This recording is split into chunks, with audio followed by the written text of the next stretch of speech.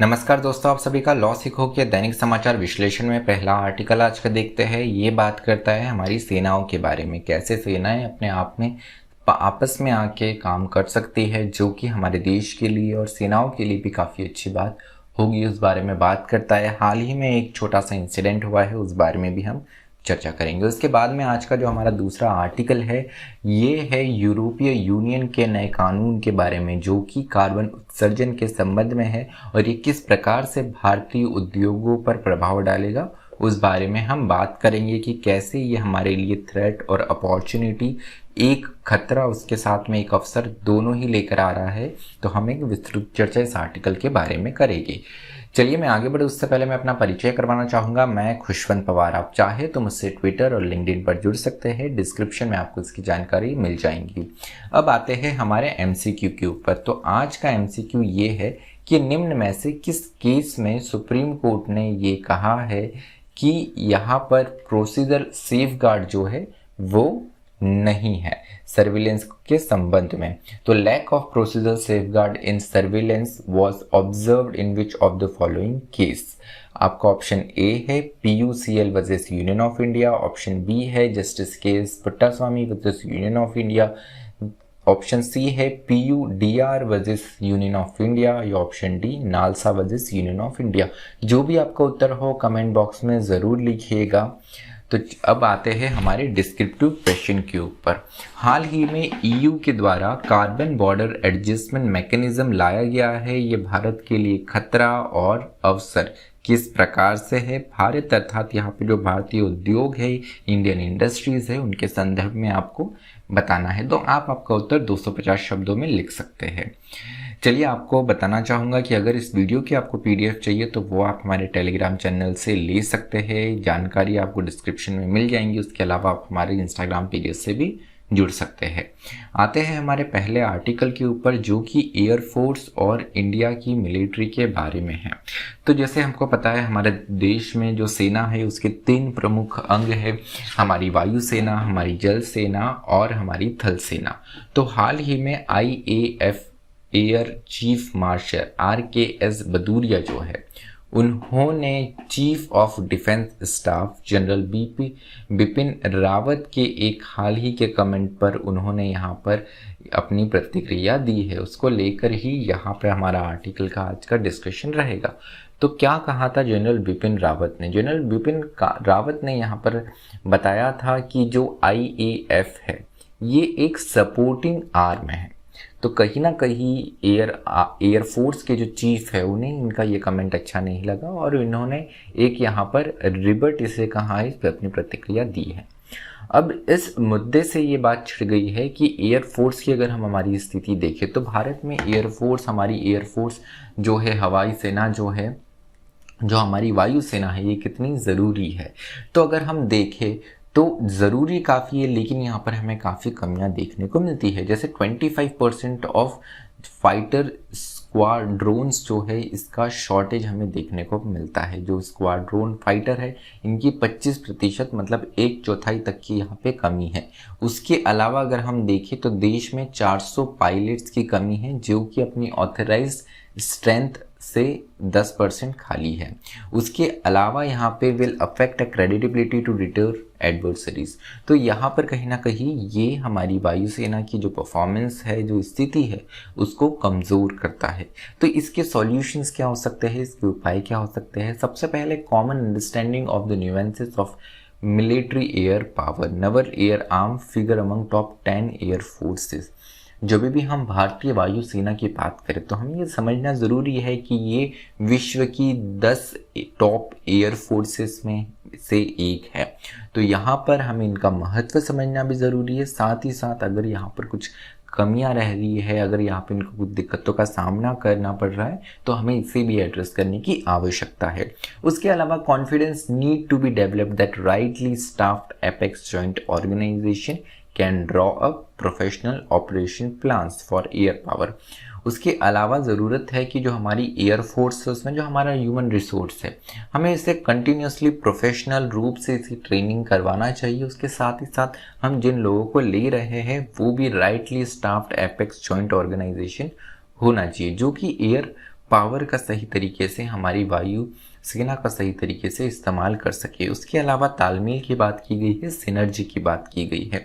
अलग अलग चीज़ों में सिनर्जी होना ज़रूरी है, जैसे sequence of written concept, refinement through consultation, simulation और table top war gaming, field evaluation and analysis. तो प्लान बनाने से लेकर उसके एग्जीक्यूशन तक और एग्जीक्यूशन के बाद में क्या रिजल्ट आया उसके एनालिसिस तक, सारी चीज़ों में तालमेल बिठाना बहुत ज़रूरी है। यहाँ पर जब भी तालमेल बिठाने की हम बात कर रहे हैं तो इसके लिए कुछ ज़रूरी चीज़ें हैं।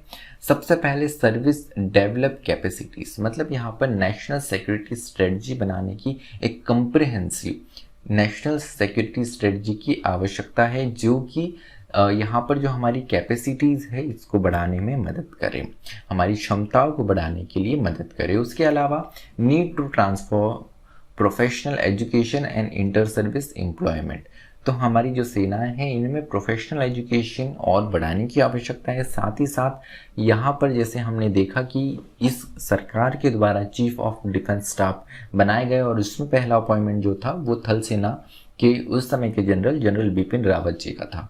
तो इस तरीके से ज़रूरत है कि इंटर सर्विस एम्प्लॉयमेंट भी आए, एक सेना से एक सर्विस से दूसरे सर्विस यहाँ पे जो ऑफिशियल्स है वो जा पाए, इसके लिए भी उपाय किए जाने की आवश्यकता है। उसके अलावा arm forces must resolve there differences, इस प्रकार का जो कमेंट आया ये काफ़ी एक निराशाजनक बात है। पहली बात, अगर ऐसा पब्लिकली हमें किसी सेना के बारे में कमेंट नहीं करना चाहिए सबसे पहले, और ख़ासकर जो चीफ है हमारे सेनाओं की उनके द्वारा ऐसा कमेंट बिल्कुल नहीं। अगर आपकी कोई डिफरेंसेस है तो आप 4 वॉल में बैठ के अपने डिफरेंसेस रिजॉल्व कर सकते हैं। अपनी जो समस्या है, अगर कुछ आपत्तियां हैं तो वो एक दूसरे से बात करके आप सुलझा सकते हैं। उसके अलावा गुड क्वालिटी स्टाफ की बात की गई है कि स्टाफ जो है वो काफ़ी अच्छे क्वालिटी का होना चाहिए, हमारा जो ह्यूमन रिसोर्स है सेनाओं में वो काफ़ी अच्छा होना चाहिए। उसके अलावा realisation that what works for other countries may not work for India too, तो यहाँ पर एक और महत्वपूर्ण चीज़ ये बताई गई है कि हर कंट्रीज़ में सिचुएशन अलग होती है, चीज़ें अलग होती है, समस्याएं अलग होती है और हमारे पास में संसाधन भी अलग होते हैं। तो जो किसी और कंट्री के लिए वर्क कर रहा है ज़रूरी नहीं है वो हमारे भारत के संदर्भ में भी काम करे। चलिए दूसरे आर्टिकल की ओर बढ़ते हैं। यूरोपीय यूनियन जो है इन्होंने एक नया कानून लाया है, फिट फॉर 55 नाम से शॉर्ट फॉर्म है इसका। तो इसका उद्देश्य ये है कि जो ग्रीन हाउस गैसेस का एमिशन है, जो ग्रीन हाउस गैसेस का उत्सर्जन है, इसे 55% तक 2030 तक कर दिया जाए और 2050 तक इसे 0 पर लेकर आए। अपने आप में काफ़ी एम्बिशियस है और भारत के लिए और विश्व के लिए काफ़ी अच्छा टारगेट यहाँ पर देखने को ये मिल रहा है कि इस तरीके का केवल यूरोपियन यूनियन नहीं, भारत और जो विभिन्न विश्व के देश हैं उनमें भी इस तरीके का कानून आना चाहिए और ऐसे लक्ष्य रखे जाने चाहिए। तो इस कानून से काफ़ी कुछ आपत्ति भी देखने को मिली है। कहा जा रहा है कि जो भारतीय इंडस्ट्री से उद्योग है इन पर एक बड़ी मार पड़ेगी। तो क्या ये सच में सत्य है? क्या ये हमारे लिए सच में खतरा है या ये हमारे लिए एक अपॉर्चुनिटी है, एक अवसर है? इस बारे में हम जानेंगे। उससे पहले समझ लेते हैं कि नया जो कानून है ये क्या कहता है। नया कानून जो है ये opens new market for Indian industry, तो बता रहा है कि भारतीय उद्योगों के लिए ये एक नया द्वार ओपन कर सकता है। यहाँ पर जो पॉलिसी लॉन्च की गई है उसका नाम है कार्बन बॉर्डर एडजस्टमेंट मैकेनिज्म। इसका मतलब ये है, अब यहाँ पे यूरोप में ये जो कार्बन एमिशन के लिए कम करने के लिए जो कानून लाया गया है, यहाँ पर 2-3 माध्यमों से आप कार्बन उत्सर्जन कम कर सकते हैं। एक वाहनों के माध्यम से, एक इंडस्ट्रीज़ के माध्यम से और दूसरे इससे जुड़े हुए आया। तो भारतीय इलेक्ट्रिक व्हीकल जो है इनके लिए तो बड़ी अपॉर्चुनिटी है। वाहन जो है वो बदले जाएंगे, पेट्रोल के बजाय इलेक्ट्रिसिटी के वाहन को ज़्यादा तवज्जो दी जाएंगी। तो यहाँ पर हमारे लिए हमारे ईवी जो व्हीकल्स हैं उनके लिए, इंडस्ट्रीज़ जो है उनके लिए बड़ी अपॉर्चुनिटी है। लेकिन दूसरी ओर देखें तो कार्बन बॉर्डर एडजस्टमेंट मैकेनिज्म लाया जाएगा। अब इस मैकेनिज्म में क्या किया जाएगा कि अगर जो भी ऐसे प्रोडक्ट है जिससे कार्बन उत्सर्जन हुआ है तो उन पर एक्स्ट्रा टैक्स लगाया जाएगा, एक्स्ट्रा कर यहाँ पर लगाया जाएगा। अब जो यूरोपियन यूनियन के जो इंडस्ट्रीज़ है वो तो आराम से सर्विलेंस ये कर सकते हैं और वो इंडस्ट्रीज़ पे वही के वही देशों में टैक्स लग जाएगा। और एक और अगर उनके देश में लाया गया है तो ज़रूर यहाँ पर जो वहाँ की इंडस्ट्रीज है वो कोशिश करेंगी कम से कम यहाँ पर उनके प्रोडक्ट से कार्बन उत्सर्जन हो, उसे बनाने के लिए मैन्युफैक्चरिंग की जो गतिविधि है उसमें कम से कम कार्बन उत्सर्जन हो। लेकिन जो उत्पाद बाहर से आ रहे हैं उनका क्या, तो उनके लिए ही ये खास तौर पे CBAM लाया गया है। जैसे भारत से कोई उत्पाद बना, अब भारत में तो कार्बन टैक्स है नहीं, तो भारत की इंडस्ट्री इस चीज़ के बारे में ध्यान भी नहीं रखती है कि कितना उत्सर्जन हो रहा है। अब जब वो प्रोडक्ट पहुंचेगा एक्सपोर्ट होकर यूरोपीय यूनियन, तो यूरोपीय यूनियन पे यहाँ पर फिर उसका आकलन किया जाएगा कि कितना कार्बन उत्सर्जन इस प्रोडक्ट को बनाने में किया गया है, और उस तरीके से यहाँ पर उस प्रोडक्ट पे जो कि बाहर देश से आ रहा है उस पर कर टैक्स लगाया जाएगा।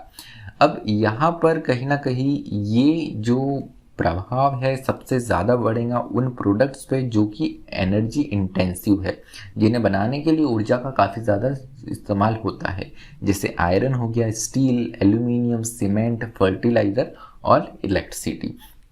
तो इन इंडस्ट्रीज़ पे सबसे ज़्यादा फर्क पड़ता दिख रहा है। भारत को ये बड़ी तौर से अफेक्ट कर सकता है, क्योंकि ट्रेडिंग पार्टनर में अगर हम देखें तो यूरोप का 3rd लार्जेस्ट ट्रेडिंग पार्टनर जो है वो भारत है। उसके अलावा यहाँ पर हमारे देश में कोई कार्बन टैक्स या कैप नहीं है, तो हमारे सारे उत्पाद जो वहाँ पे पहुँचेंगे उन पर अतिरिक्त यहाँ पर भार पड़ेगा और उनकी कीमतें बढ़ेंगी। तो भारत के लिए ये अंदाज़ा लगाया जा रहा है कि UNCTAD की स्टडी के अनुसार कि 1 से 1.7 बिलियन तक का भारत को यहाँ पर लॉस होता हुआ दिख रहा है इस नए कानून और फ्रेमवर्क मैकेनिज्म के माध्यम से। तो भारत क्या कर सकता है? भारत सबसे पहले यहाँ पर अगर ऐसा बदलाव आ रहा है तो हमारे लिए एक अवसर है कि हम यूरोपियन यूनियन इंडस्ट्रीज़ के साथ में पार्टनरशिप साझेदारी करके हमारे यहाँ पर जो टेक्नोलॉजी है उसको बढ़ाया और क्लीन एनर्जी की ओर हम आगे बढ़े। उसके अलावा रिन्यूएबल जो नवीकरणीय ऊर्जा है उस पर ज़्यादा यहाँ पर निवेश किया जाए भारतीय कंपनी के द्वारा। उसके अलावा यहाँ पर एडॉप्ट साइंस बेस्ड टारगेट की, जैसे यूरोप ने अपने लिए टारगेट सेट किया है, हम हमारे देश और इंडस्ट्रीज़ के लिए भी टारगेट सेट कर सकते हैं। उसके अलावा यहाँ पर सरकार के द्वारा जो MSME क्षेत्र है या उसके अलावा जो इंडस्ट्रीज़ है उनके लिए एक perform achieve trade scheme Bharat सरकार के द्वारा लेकर आई जा सकती है, स्टेट गवर्नमेंट्स के द्वारा लेकर लाई जा सकती है, जिससे इन्हें मदद मिले। उसके अलावा एक और उपाय ये किया जा सकता है कि भारत के अगर इंडस्ट्रीज से जो उत्पाद निर्यात हो रहे हैं यूरोपियन यूनियन, उसके अलावा और दूसरे मार्केट्स भी हम एक्सप्लोर कर सकते हैं जहाँ पे हम हमारा निर्यात कर सकते हैं, जिससे एक लंबे समय पे हमारी जो डिपेंडेंसी है यूरोपियन यूनियन से वो भी कम हो सकती है। तो चलिए 2030 का जो क्लाइमेट टारगेट्स है वो अचीव हो पाते हैं नहीं हो पाते हैं, ये तो देखने वाले समय में बात रहेंगी। हमारी इंडस्ट्रीज किस तरीके से यहाँ पर रिएक्ट करेंगी इस नए मैकेनिज्म को देखते हुए, ये भी हम आगे अगर कुछ बदलाव आता है तो ज़रूर चर्चा करेंगे। तो चलिए, मुझे सुनने के लिए आप सभी का धन्यवाद। Thank you. Stay tuned to Law सीखो।